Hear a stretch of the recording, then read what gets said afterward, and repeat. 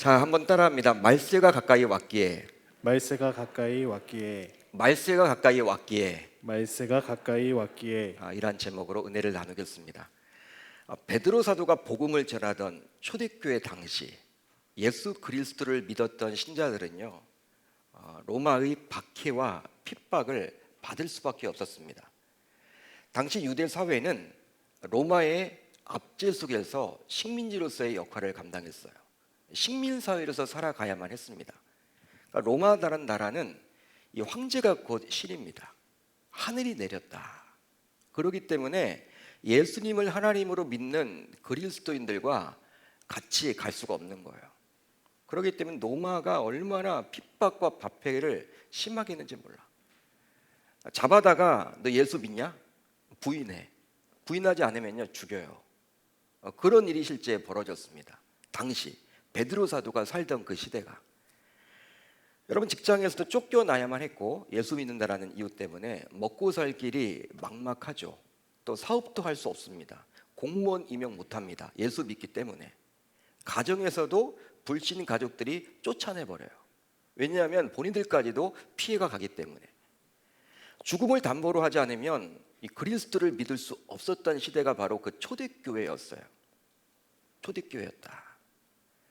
그러다 보니 많은 배교자들이 생겨나기 시작했습니다. 처음에는 예수를 믿고 그냥 신앙생활을 했다가도 자꾸 죽이니까 사람을 먹고 살아야 하기 때문에 예수님 모른다라고 배교하는 자들이 점점 들어만 갔어요. 물론 일부 순교하는 분들도 있었죠. 신앙을 끝까지 지킨 분들도 있었는데 설렁설렁 신앙생활을 해왔던 분들은요 다 중도에 포기하고 예수 모른다라고 배교하기에 이르렀습니다. 코로나 상황이 장기화되면서 연일 언론을 통해서 교회와 목회자 그리고 신자에 대해서 부정적인 뉴스가 쏟아지고 있죠. 마치 교회가 코로나의 진원지인 양 교회발로 둔갑되어서 보도가 자꾸 되다 보니까 교회와 성도를 향한 세상의 시선이 그렇게 썩 좋지는 않습니다. 어디 나가서 예수 믿는다라는 건 참 자랑하기가 쉽지 않은 시대를 우리는 살고 있어요. 그러다 보니 직장에서도 가정에서도 신자인 나를 향한 시선이 그리 곱질 않죠. 직장에서도 예수 믿는지 안 믿는지 확인하고 교회 가지 말라 이런 말들은 공개적으로는 하지 않지만 직장 동료들 사이에서 교회 안 갔으면 하면 이런 바람이 다들 있는 거죠. 너 어제 교회 갔다 왔냐? 이렇게 물어보기도 하고. 이 말은 뭐냐면 교회 안 갔으면 좋겠다 그런 말이거든요. 근데 자꾸 여러분 우리가 그런 이야기를 들어. 직장에서도 그렇고 사업을 하다가 그렇고 가정에서도 그렇고. 물론 온 가족이 예수 믿으면요 상관이 없겠지만 불신 남편의 눈치를 봐야만 하고 불신 자녀들의 눈치를 보면서 교회에 나올 수밖에 없는 상황이 되었습니다. 그러다 보니까 자꾸 위축이 돼요. 신앙생활이. 그러니까 우리가 신앙생활을 밝게 하고 기쁨으로 해야 되는데 자꾸 사회적인 분위기가 예수 믿는 것 자체를 별로 좋아하지 않다 보니까 나는 영향을 받지 않아 라고 하지만 어느 순간 나도 영향을 받아서 위축된 신앙생활을 하게 됩니다. 그러다 보니 시간이 지나면서 이제 예배 참여 자체도 소홀하게 되고 어느덧 교회를 바라보는 나의 시선조차도 썩 그리 좋지 않게 되는 거예요. 참 사람이란 게 묘하죠. 나는 그렇지 않아 하는데 사람들이 모두 교회를 싫어하니까 어느 순간 나도 교회 자체가 썩 달갑지가 않아요. 그렇게 우리 신앙이 변질되고 식어져만 갑니다. 이런 상황을 모를 리가 없는 하나님께서는 오늘 말씀을 보게 되면 사도 베드로를 통해서 절대로 그리스도를 믿는 신앙이 식어지거나 또 그리스도를 놓쳐서는 아니 된다라고 저와 여러분들에게 경고를 해주고 있어요. 예수를 버려서는 안 된다라는 거예요. 배교해서는 안 된다라는 거예요. 예수를 놓쳐서는 아니 된다라는 거예요. 이것이 생명이기 때문에 이것이 정말 중요하기 때문에 사도 베드로를 통해서 저와 여러분들에게 경고해주고 있습니다. 당시 초대교회의 그리스도인들에게도 경고를 해주고 있지만 이 시대를 살고 있는 저와 여러분들에게도 동일하게 말씀해주고 있는 거예요. 그래서일까요? 오늘 말씀 7절을 보게 되면요 이렇게 시작을 합니다. 자, 만물의 마지막이 가까이 왔다. 만물의 마지막이 가까이 왔다. 만물의 마지막은 바로 종말을 말하는데요, 여기에 남아있는 종말은 우주적인 종말을 이야기합니다. 보통 종말에는요 두 가지가 있어요.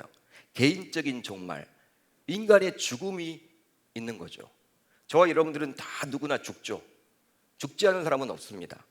개인적인 종말을 다 앞두고 있어요. 태어나면 죽음이라는 레이스를 향해서 달려가는 것이 바로 우리 인생 아닙니까? 다 여러분 우리가 경험해요.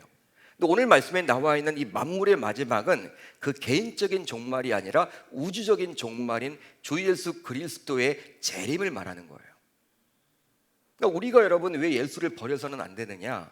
아무리 힘들어도, 여건이 어려워도, 또 주변 사람들의 시선이 따가워도 이 신앙생활을 설렁설렁 대충대충 할 수 없는 이유가 바로 무엇이냐? 바로 종말이 가까이 왔기 때문에, 종말이 반드시 있고 가까이 왔기 때문에 우리는 예수를 놓쳐서는 아니 된다. 주님께서는 분명히 공생의 사역을 하시면서 자신의 재림에 대해서도 충분히 언급을 해주셨습니다. 즉 십자가에 달려 죽기 전에 앞으로 일어날 마지막 때의 징조에 대해서 분명히 말씀을 해주고 있어요. 자, 그 내용이 바로 마태복음 24장에 좀 장대하게 기록이 되어 있는데 그 가운데 일부를 제가 소개합니다. 너희가 사람의 미혹을 받지 않도록 주의하라. 많은 사람이 내 이름으로 와서 이르되 나는 그리스도라 하여 많은 사람을 미혹하리라. 난리와 난리의 소문을 듣겠으나 너희는 삼가 두려워하지 말라. 이런 일이 있어야 하되 아직 끝은 아니니라.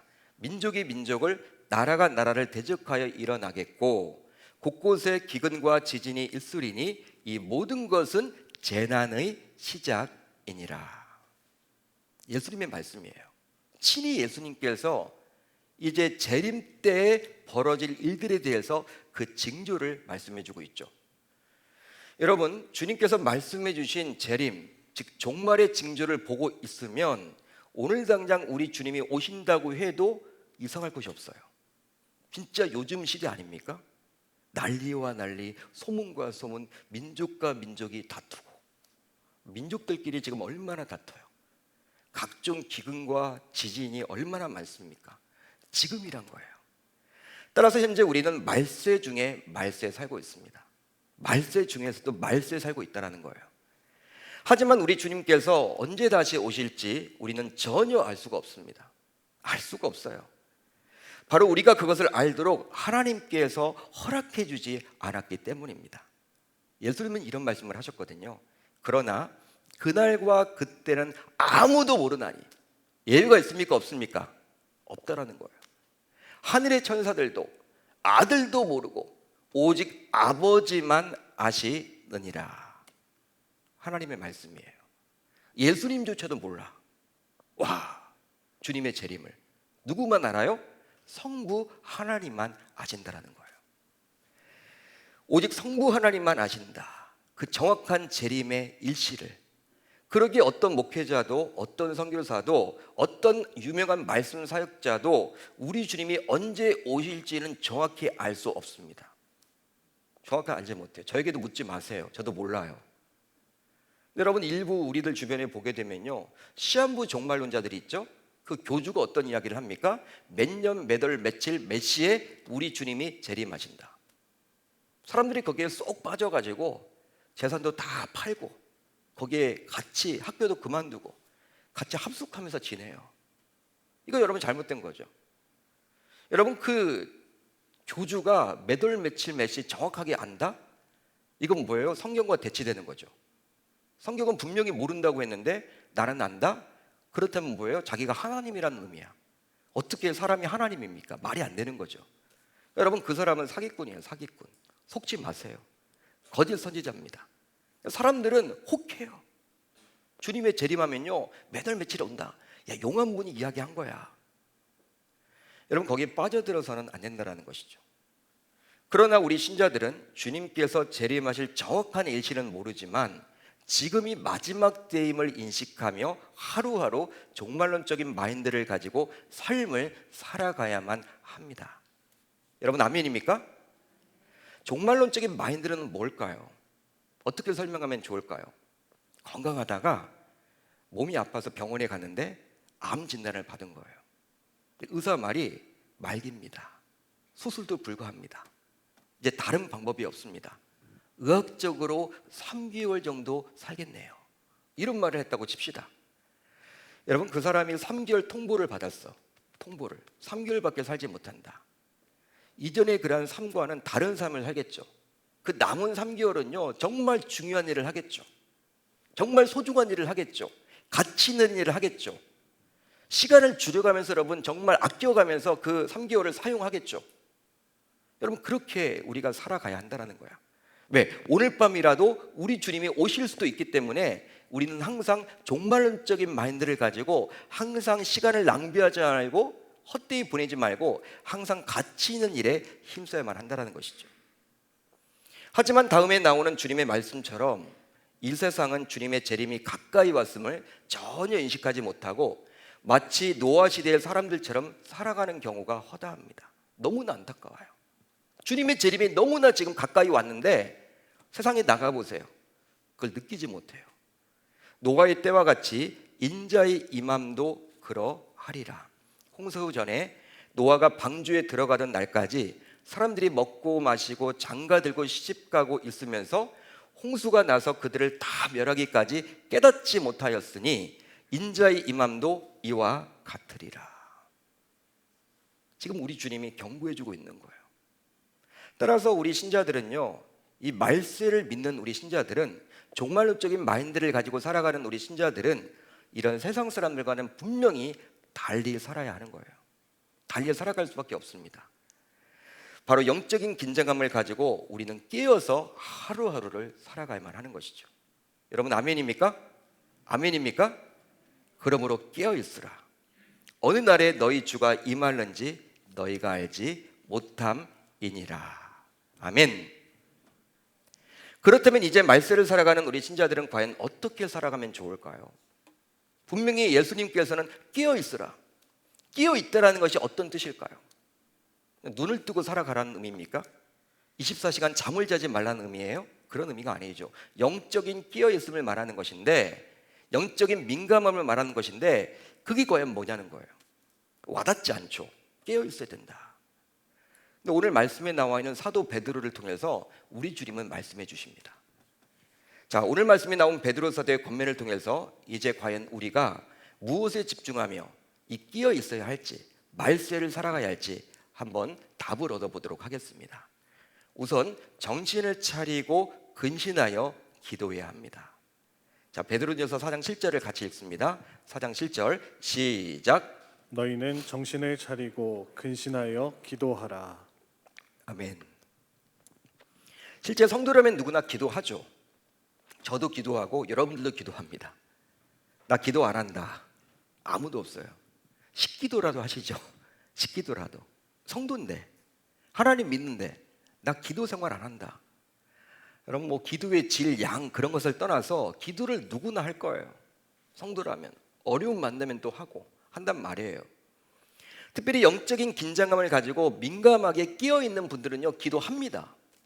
새벽에 나와서도 기도할 거예요. 영적인 민감함이 있는 분들이 있죠, 특별하게. 이런 분들은요, 야, 지금은 기도할 때야, 이런 마음을 가지면서 시간이 날 때마다 기도할 거란 말이에요. 그렇다면 왜 베드로는 정신을 차리고 근신하라 라는 말을 덧붙였을까요? 왜 이런 말을 했을까요? 희한하지 않습니까? 기도를 하긴 하되 왜 정신을 차리고 근신하라 이 말을 덧붙였을까? 그 이유는 말세를 살아가면서 우리가 기도를 하긴 하지만 정신을 차리고 근신하여 기도하지 못하기 때문에 그렇게 하라는 의미로 베드로 사도는 지금 말해주고 있는 거예요. 그렇다면 정신을 차리고는 어떤 의미일까요? 이 부분이 중요하겠죠. 정신을 차리고. 헬라 원어를 보게 되면요, 어떤 의미냐면 분별하고의 뜻이에요. 분별력을 가져야 된다, 이런 의미가 있습니다. 여러분, 우리가 기도를 할 때 뭘 가지고 해야 된다? 분별하려는 마음을 가지고 기도해야 된다, 이런 말이에요. 무작정 기도하는 게 아니라, 열심히만 기도하는 것이 아니라 하나님의 뜻이 무엇인지를 분별해야 한다는 거예요. 또 근신하여라는 말은 무슨 말일까요? 성경에 나와 있죠. 근신하여. 바로 주변 환경에 따라 요동하는 것이 아니라 마음의 중심을 잘 잡아가는 것. 주변 상황에 따라서 흔들리지 않는 것. 이것이 바로 근신하여라는 뜻입니다. 따라서 이제 진짜 주님의 재림이 가까이 왔기 때문에 베드로 사도는 우리 신자들이 열심히만 기도해서는 곤란하고 바르게 기도해야 함을 저와 여러분들에게 이야기해주고 있는 거예요. 여러분, 기도가 중요합니다. 열심히 기도하는 것보다도 더 중요한 것은 성경 말씀에 나와 있는 대로 바르게 기도해야 하는 거예요. 그것이 바로 말세를 살아가는 우리 신자들이 가져야 할 자세이기 때문이죠. 실제 우리가 하고 있는 기도의 내용을 한번 봅시다. 저와 여러분들이 기도를 하잖아요. 우리 아까 장로님도 이렇게 이야기를 하셨지만 우리가 여러분 어떻게 기도합니까? 내 소원을 이루기 위한 도구로 기도 사용하고 있지 않나요? 문제가 있을 때만 하나님께 매달려 기도하지 않나요? 여러분, 그런 기도가 대부분이에요. 뭐 달라는 기도, 때를 쓰는 기도. 근데 여러분, 진짜 줄 수 있는 하나님의 그 마음을 알려고는 하지 않아요. 하나님의 그 뜻을 알려고 하는 기도는 거의 없습니다. 다들 대부분 입을 크게 열라. 물론 하나님은 입을 크게 열면 주시죠. 그렇지만 우리의 기도를 보게 되면 대부분이 그렇게 할 때도 있어야 되겠지만 그런데 거의 100% 달라고 하는 때를 쓰는 기도가 대부분이란 거예요. 하나님 보시기에는요, 우리가 항상 뭐예요? 달라고만 하냐 너는 왜? 나는 너와 교제하기를 원하는데, 나는 너와 대화하기를 원하는데 너는 맨날 뭐 달라고만 하느냐. 주긴 주죠, 하나님이. 그렇지만 말세를 살아갈 때는요, 정말 말세가 언제 우리 주님이 오실지 모르는 시급성을 가지고 있기 때문에 이 하나님의 마음을 아는 게 중요해요. 하지만 정신을 차리고 근신하여 기도하게 되면 달라집니다. 바로 나로 하여금 기도하도록 환경을 만들어주신 하나님의 마음에 보다 관심을 갖게 되며 그 하나님의 뜻을 분별하려고 애를 쓴단 말이에요. 그리고 하나님의 뜻을 분별했다면 더 이상 어떤 환경을 만나더라도 요동치 않고 흔들리지 않게 되는 것이죠. 왜? 그것이 하나님의 뜻이기 때문에. 여러분, 이것이 참된 기도의 자의 모습이죠. 말세를 살아가는 저와 여러분들의 모습, 이런 모습이 되어야 할 줄로 믿습니다. 베드로 사도는 말세를 살아가는 저와 여러분들이 바로 이런 기도를 해야 된다는 거예요. 그렇기 때문에 오늘 말씀을 보면 단순히 기도하라고 말하고 있지 않고 어떻게 하라? 정신을 차리고 근신하여 기도하라. 실제로 베드로는 주님의 수제자로서 주님을 따라다녔을 때 기도와 관련된 가슴 아픈 추억을 가지고 있었습니다. 기도에 대한 트라우마가 있었어, 이 베드로 사도는. 바로 주님께서 잡히시기 전 겟세마네 동산에서 밤을 새워서 기도를 했지 않습니까? 우리가 다 알고 있는 내용이죠. 근데 그때 주님께서는 베드로에게 함께 기도하도록 중보 기도를 요청했어요. 야, 지금 내가 기도하러 가는데 너 깨어서 기도해. 예수님이 친히 말씀하셨습니다. 제자들에게, 베드로에게도. 그렇지만 베드로는 졸면서 깊은 잠에 빠졌었죠. 기도하지 않았습니다. 졸았습니다. 주님께서는 그런 베드로에게 안타까운 마음을 가지고 다음과 같이 말씀하셨거든요. 제자들에게 오사 그 자는 것을 보시고 베드로에게 말씀하시되 너희가 나와 함께 1시간도 이렇게 깨어 있을 수 없더냐. 시험이 들지 않게 깨어 기도하라. 마음에는 원이로되 무엇이 약하다? 육신이 약하도다. 예수님의 말씀이에요. 베드로를 바라보면서 너무나 안타까운 거야. 제자들을 바라보면 너무나 안타까운 거야. 야, 1시간 같이 기도하는데 그것도 못하니? 너 지금 중요한 시점인데. 예수님은요, 이제 겟세마네 동산에서 내려가면요 잡혀요. 그리고 십자가를 짊어져야 돼. 여러분, 위기 아닙니까? 그런데 그런 위기 속에서 중보기도를 요청했는데 자신을 3년 동안 따라다녔던 제자들에게 중보기도까지 요청했는데 그 주님의 마음을 알지도 못하고 졸고 앉아 있으니, 잠을 자고 있으니 예수님께서 얼마나 마음이 힘들까? 허탄한 마음을 가지지 않았을까요? 여러분, 잠시 후에 이제 잡혀서 예수님께서 십자가에 달려 죽으세요. 그게 하나님의 뜻이죠. 그 이유가 무엇입니까? 저와 여러분들을 구원코자 하기 위함이에요. 하지만 예수님께서는요 모르지 않았어요. 자신이 십자가에 달려서 이렇게 죽는 그 과정이 얼마나 비참하고 수치스럽고 끔찍한지를 모르지 않았습니다. 미래를 내다보는 분이 우리 주님이시기 때문에. 여러분, 알면서 어떻게 십자가형을 당할 수 있단 말이에요? 그 고통이 얼마나 큰지를 다 느끼는데 여러분, 어떻게 십자가를 질 수 있겠습니까? 또 예수님은 힘이 있어, 파워가 있어. 이 십자가에서 내려올 수도 있습니다. 그런 권세를 가지고 있어요. 근데 그런 모든 권세를 포기하면서 십자가형에서 처절하게 그 시험과 유혹을 이겨가면서 죽어야만 하기 때문에 예수님께서는 겟세마네 동산에서 땀방울이 핏방울이 흐르도록 기도했던 거예요. 그 이유는 바로 유혹 시험에서 흔들리지 않도록 하기 위해서. 왜? 십자가에서 뛰어내릴 수도 있거든요. 그게 바로 예수님이거든요. 여러분, 십자가에서 뛰어내린다, 그렇게 되면 어떻게 돼요? 하나님의 뜻이 이루어지지 못하죠. 구원사에게 엉망이 되는 거죠. 여러분, 이러지도 못하고 저러지도 못하는데 그 고통을 여러분 다 느껴가면서 기도하면서 여러분들 내가 어떻게 해야 될까, 어떻게 해야 될까 고민이 되지 않았겠습니까? 여러분, 그런 유혹을 이겨달라고 하나님 앞에 매달렸던 것이 바로 예수 그리스도예요. 간절하게 여러분 기도했던 거예요. 그러기 때문에. 하지만 결국 예수님께서는요, 놀랍게도 그 유혹을 이겨내셔서 십자가에 달려 죽으심으로 저와 여러분들을 구원시켜 주셨습니다. 반면에 결국 기도하지 않았던 베드로는 어떻게 되었습니까? 나중에 예수님을 무려 3번씩이나 부인하게 되었죠. 3번씩이나 부인해요. 기도하지 않았던 베드로. 한마디로 베드로는 예수님과 달리 시험을 이기지 못하고 제자의 정체성을 지키지 못했습니다. 유혹에 넘어간 거예요. 시험에 넘어간 거예요. 후에 예수님께서 부활하고 승천하신 이후에 이제 오순절 성령이 임하게 되었고, 성령의 능력을 덧입었던 베드로는 초대교회 지도자가 되었습니다. 초대교회 지도자가 되었지만 부끄러운 각오를 가지고 있죠. 부끄러운 각오, 생각하기 싫은 각오. 그게 뭡니까? 바로 영적으로 깨어있어서 기도하지 못했던 자신의 그러한 연약한 모습들을 떠올릴 수밖에 없었던 거예요. 그러니까 자신이 경험해 봤잖아. 시험을 이기고 유혹을 이기려면 끊임없이 기도를 해야 되는데, 그렇게 정신을 차리고 근신하여 기도해야 되는데 그렇게 하지 못했던 자신의 연약한 모습들을 자기가 경험해 봤기 때문에 바로 영적으로 깨어서 기도하는 것이 얼마나 중요한지를 깨닫고 지금 초대교회 신자들과 저와 여러분들에게 권면해 주고 있는 거예요. 기도하라고. 베드로는 자기 자신이 철저하게 경험을 했었기 때문에 이제 말세를 살아가는 우리 신자들도 정신을 차리고 근신해야 된다, 이걸 강조해 주고 있는 것이죠. 여러분, 고기도 먹어본 사람들이 잘 먹잖아요. 그 맛을 안다고 그러잖아요. 여러분, 실패를 경험해 봤어. 이 베드로는 기도 때문에 완전히 실패를 경험했잖아. 깨어서 기도했더라면 예수님처럼 3번씩이나 부인하지 않았겠죠. 그 유혹을 이겨낼 수 있었을 텐데 그렇게 하지 못했었거든요. 말세를 살아가는 신자들에게, 이런 어려운 시절을 살아가는 저와 여러분들에게 어떻게 하라? 기도하라는 거예요. 단순히 기도하지 말고 어떻게 하라? 정신을 차리고 근신하여 기도하라, 그 말을 해주고 있는 것입니다.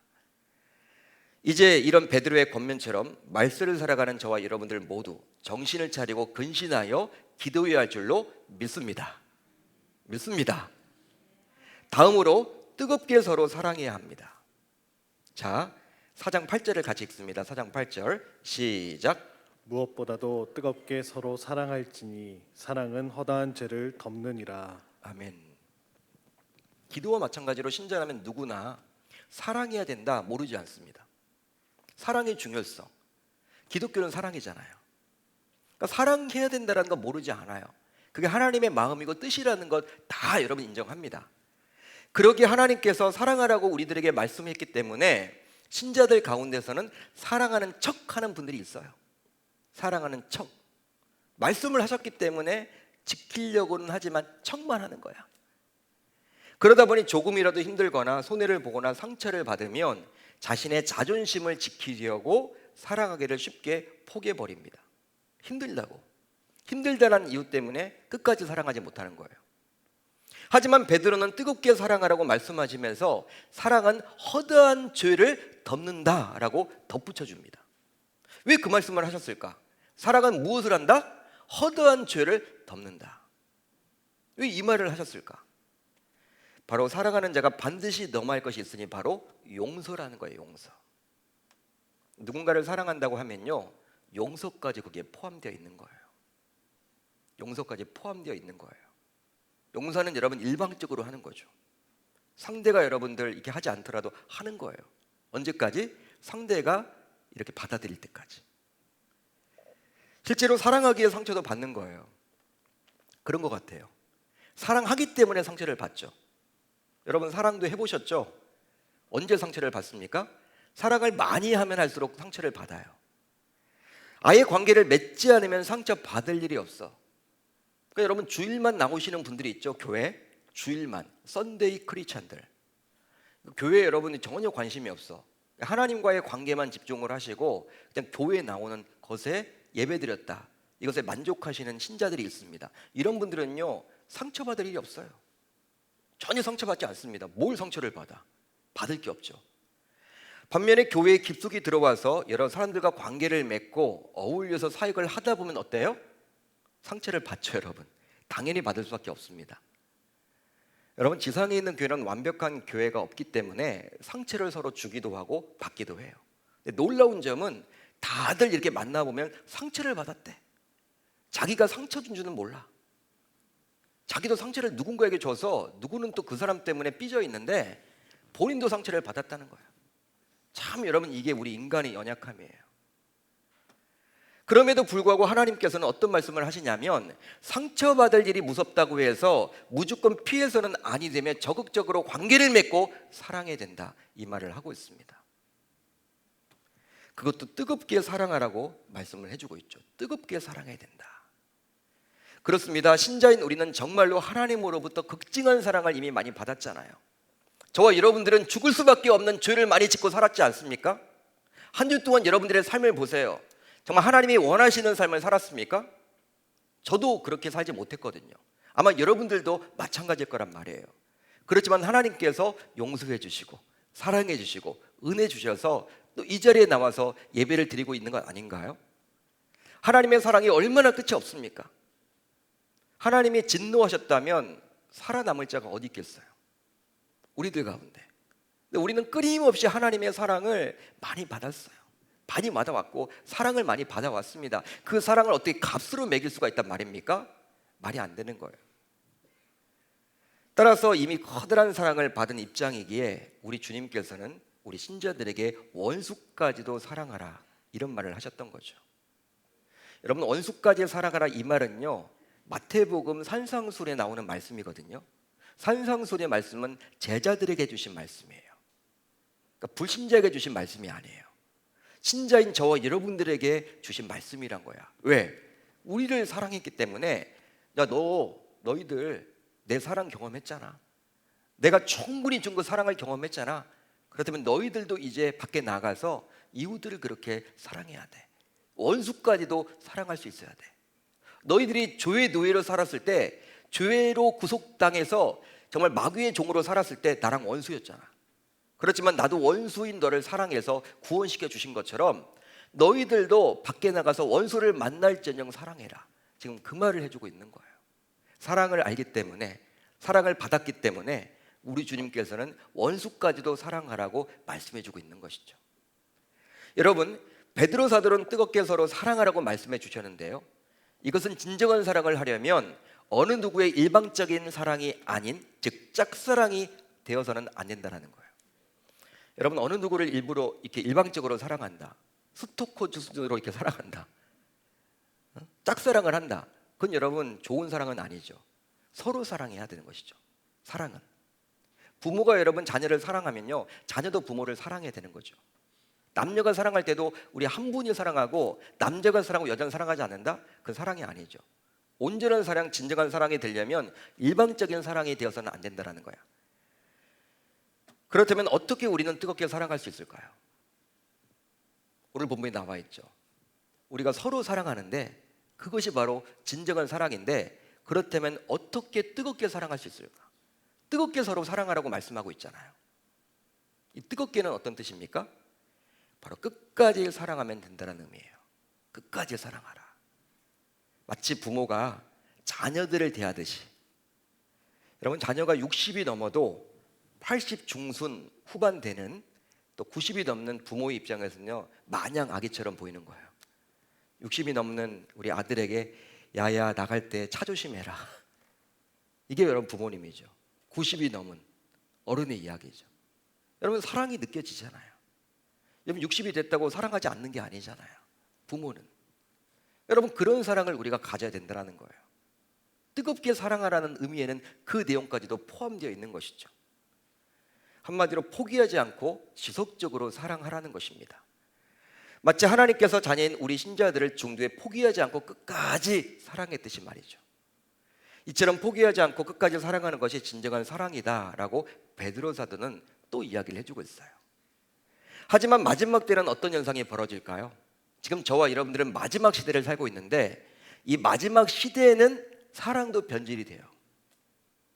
뭘 사랑합니까? 사도 바울은 디모데후서 3장 1절로 4절을 보면 이렇게 기록을 해주고 있어요. 너는 이것을 알라. 말세에 고통하는 때가 이르러 사람들이 자기를 사랑하며 돈을 사랑하며 쾌락을 사랑하기를 하나님 사랑하는 것보다 더하며. 말세가 되면요, 지금 말세죠, 3대 사랑의 대상이 나와요. 첫 번째는 뭘 사랑해요? 이웃을 사랑하라고 우리 주님이 말씀하셨는데 그 하나님의 계명은 다 잊고 누구를 사랑해요?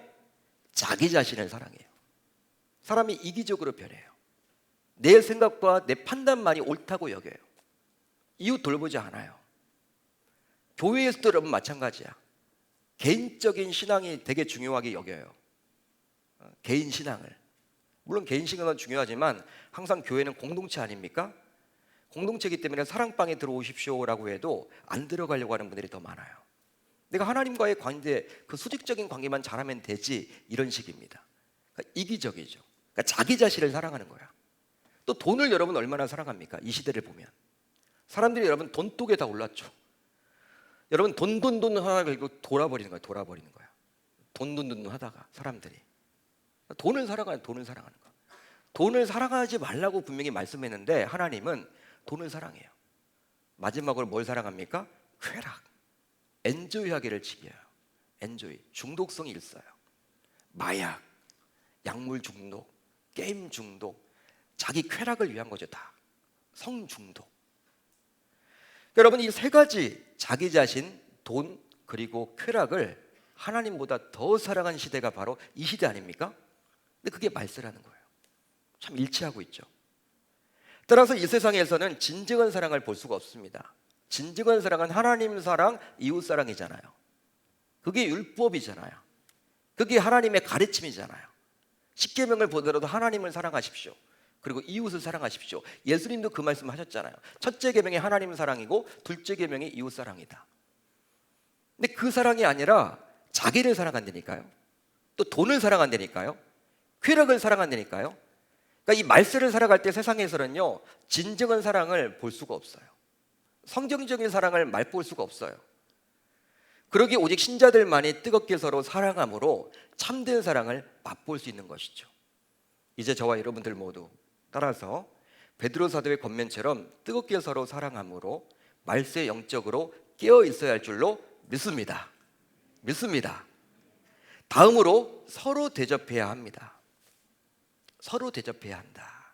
자, 베드로전서 4장 9절을 한번 같이 읽어봅니다. 시작. 서로 대접하기를 원망 없이 하고. 자, 기도와 사랑이 이어서 베드로 사도는 또 우리가 한 가지를 더 해야 된다는 거예요. 그것이 뭡니까? 서로 대접해야 된다. 대접을 이야기합니다. 우리가 여러분 지금까지 기도, 사랑 인정을 합니다. 그래, 중요하지. 기독교의 가치지. 기도에 여러분 얼마나 중요해. 말세 기도해야지. 영적으로 끼어 있으려면 기도해야지. 그래, 영적으로 끼어 있으면 사랑해야지. 영적으로 끼어 있으면 대접해야지. 좀 이상하단 말이야. 그런데 하나님은 사도 베드로를 통해서 이것이 중요하다라고 지금 이야기를 하고 있습니다. 그만큼 대접이 중요하다는 거예요. 그래서일까요? 예수님께서도 친히 산상수훈을 통해서 신자인 저와 여러분들에게 신신당부를 하셨어요. 어떤 당부를 하셨느냐? 그러므로 무엇이든지 남에게 대접을 받고자 하는 대로 너희도 남을 대접하라.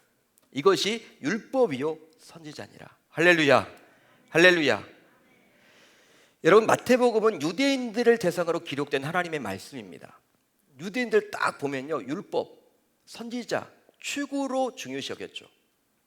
그런데 대접하는 것이 그 율법과 선지자라는 거예요. 그러니까 몹시 중요하다는 거예요.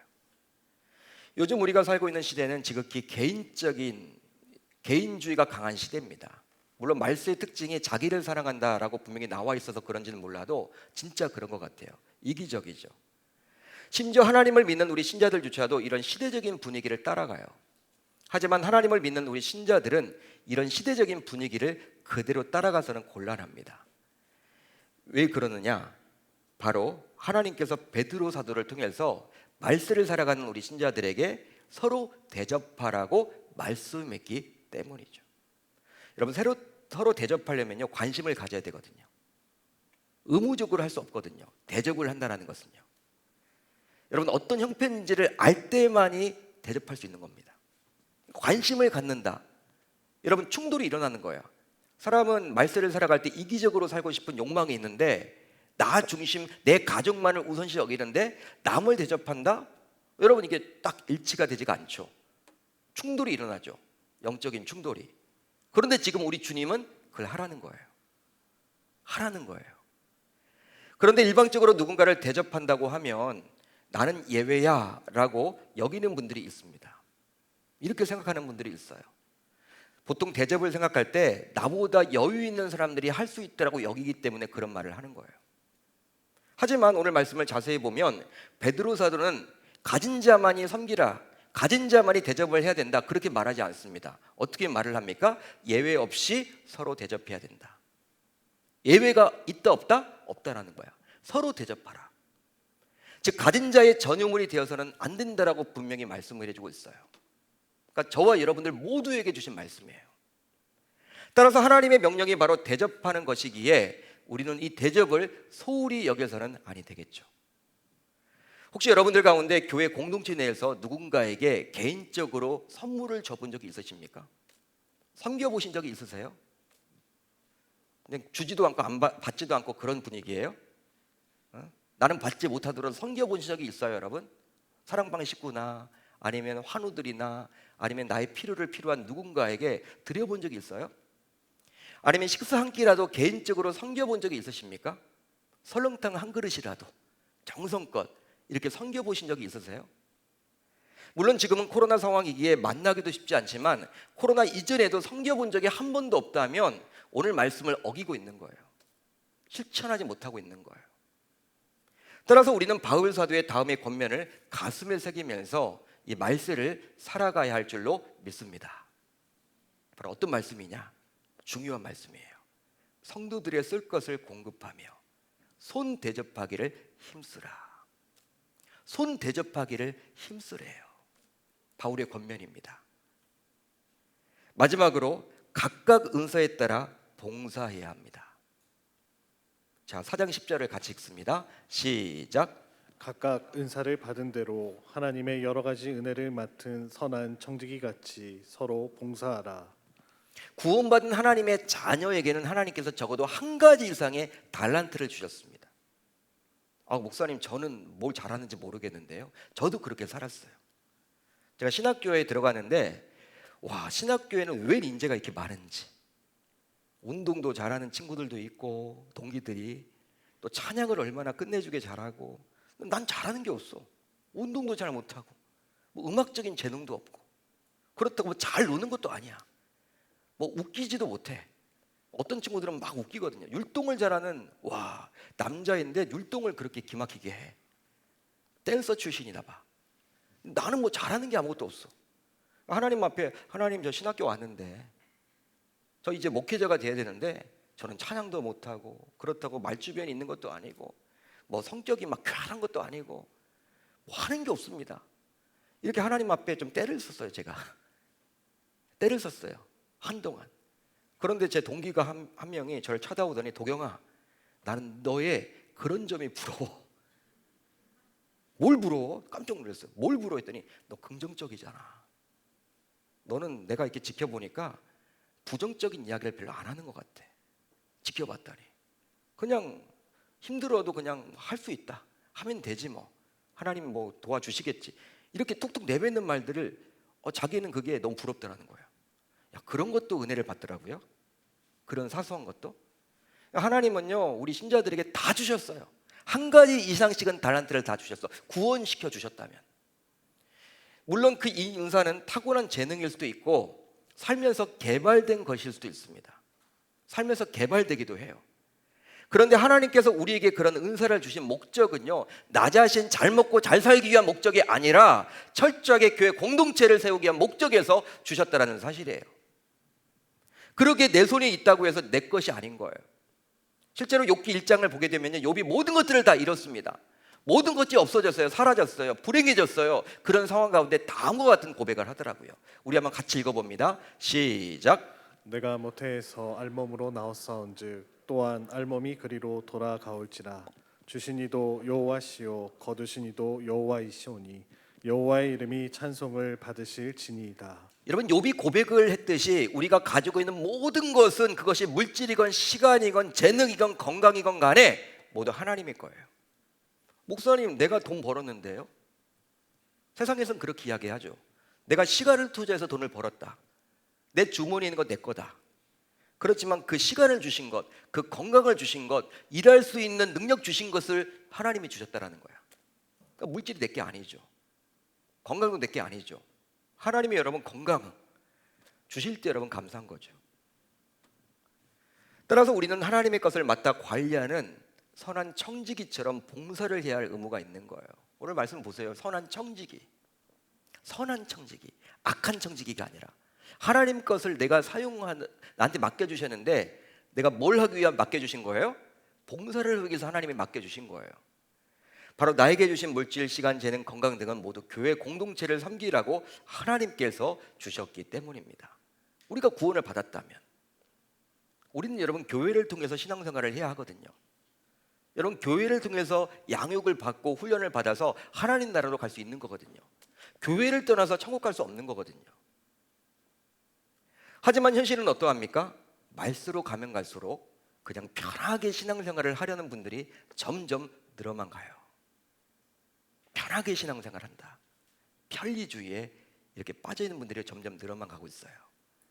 하지만 말씀을 살아가는 우리 신자들에게 하나님께서는 베드로 사도를 통해서 각각 은사를 받은 대로 무엇하라? 봉사하라. 그 이야기를 하고 있어요. 여러분, 교회 봉사는 시간이 남을 때 하는 게 아닙니다. 시간이 남을 때 하는 게 아니에요. 시간은 항상 부족해요. 여러분 살아보셨잖아요. 시간이 항상 남던가요? 항상 부족하던데요. 어떤 분들은 아이들을 키워놓고 하겠다라고 이야기를 해요. 아, 목사님 지금 아이가 아직 어려서 진짜 어린 아이들은 어쩔 수 없겠죠. 돌봐야 되니까. 근데 우리가 보기에는 일반적으로 보면 학교 다니고 있고 다 컸어. 아이가 어리대. 하지만 이제 아이를 키워놓고 봉사를 하려고 하면 또 다른 이유 때문에 못해요. 해보셨잖아요. 또 어떤 분들은 지금은 너무나 생업이 바쁘기에 할 수 없고 은퇴 이후에 하겠다고 그래요. 약속을 했는데 은퇴 이후에 막 아파. 병이 와가지고 평생 못해. 따라서 상황이 녹록지 않고 바쁘더라도 오늘 당장 시작해야 되는 것이 바로 교회 봉사예요. 오늘 당장. 그 이유는 우리의 여건을 모를 리가 없는 하나님께서 우리 신자들에게 하라고 하셨기에 우리는 어떤 봉사라도 해야만 하는 거예요. 오늘 주보간지에 또 교회 홈피 공지사항을 보게 되면 내년도 봉사 신청서가 있습니다. 여러분 이것을 받아드는 순간 어떤 마음을 가지셨습니까? 거룩한 부담감이라도 드셔야 되는데 그냥 누군가는 하겠지 그냥 여러분 흘려버리지는 않았나요? 베드로 사도의 겉면처럼 말씀을 살고 있기 때문에 봉사를 해왔다면 계속 봉사를 하십시오. 그만둘 생각하지 마세요. 연말 되니까 막 안 하려고 그래. 근데 하나님은 안 하는 자들도 하라고 하는데 하고 있다면 당연히 해야 되겠죠. 또 아직 봉사를 하고 있지 않다면 이 말씀을 통해서 하나님의 뜻을 우리가 알게 되었기에 무엇이라도 한 가지 이상씩은 봉사를 하셔야 합니다. 1인 1사역 이상은 하셔야 돼요. 지금 다음 세대 각 부서에 교사가 많이 부족해요. 아이들은 있는데 아이들을 케어할 교사가 없대요. 아이들에게 연락할 교사가 없대요. 영유아 아이들부터 고등부까지 우리가 책임져야 하는데 저는 설교 안 하고 그냥 내려가서 반사하면 좋겠는데 주일학교 제가 교사하면 좋겠는데 또 그러지도 못하고 여러분들이 좀 해주셔야 돼. 아이들이 있는데 선생님이 없어. 여러분 이거 어떻게 되겠습니까? 하나님 나라 확장 요원해지죠. 우리가 안 한다면. 또 찬양대와 찬양팀도 대원이 많이 부족해요. 빈자리가 많이 눈에 띄죠. 여러분 우리가 채워야 됩니다. 그뿐 아니라 여러분들의 참여를 기다리는 봉사부서가 참 많아요. 운전, 멀리 이사를 가셨기 때문에 지하철 타고 오시는 분이 많은데 누군가는 해줘야 돼. 누군가는 해줘야 된다. 제가 또 운전 다 할 수는 없잖아요. 저도 일종 보통 있기 때문에 할 수 있는데 제가 여러분 할 수는 없잖아요. 누군가는 해주셔야 된다. 또 방송, 우리가 여러분 실시간 뭐 하늘 양식, 여러분들은 그냥 이렇게 은혜 받고 하시지만 이게 그냥 이루어진 게 아니야. 우리 교회는요, 유급 직원 없어요. 방송실에 다들 주부예요. 다들 직장인이에요. 배우면서 하는 거예요. 근데 잘하잖아요. 여러분들도 하실 수 있다고요. 안내, 데코, 강단 데코, 말씀 선포되는 이곳에 중보기도 부서, 또 기도가 얼마나 중요합니까? 여러분들의 참여를 기다리고 있습니다. 이제 저와 여러분들 모두 구원받은 자로서 베드로 사도의 권면을 받아서 1인 1사역을 꼭 함으로 영적인 긴장감을 가지고 영적으로 깨어서 이 말세를 살아낼 수 있기를 우리 주님의 이름으로 축원합니다. 축원합니다. 4가지예요. 영적으로 깨어있는 것이 바로 무엇이다? 첫 번째는 기도, 두 번째는 사랑, 세 번째는 대접, 네 번째는 봉사. 이렇게 하면요, 신앙 흔들림이 없어요. 천국 가는 그날까지 신앙이 식지 않아요. 이런 영적 원리를 하나님은 아시기에 우리들에게 권면해 주고 있습니다. 여러분들 가운데 무엇이 부족한지는 여러분들이 잘 아실 거예요. 내가 기도가 부족하다, 기도를 더 하십시오. 사랑, 용서까지 하십시오. 대접하십시오. 봉사를 안 하고 있다, 해보십시오.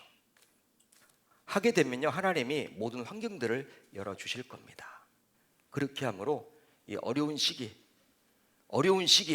말 쓰지 말, 우리가 영육 모두 강건하셔서 천국 가는 그날까지 하나님 중심의 삶을 잘 살아내실 수 있기를 우리 주님의 이름으로 축원합니다.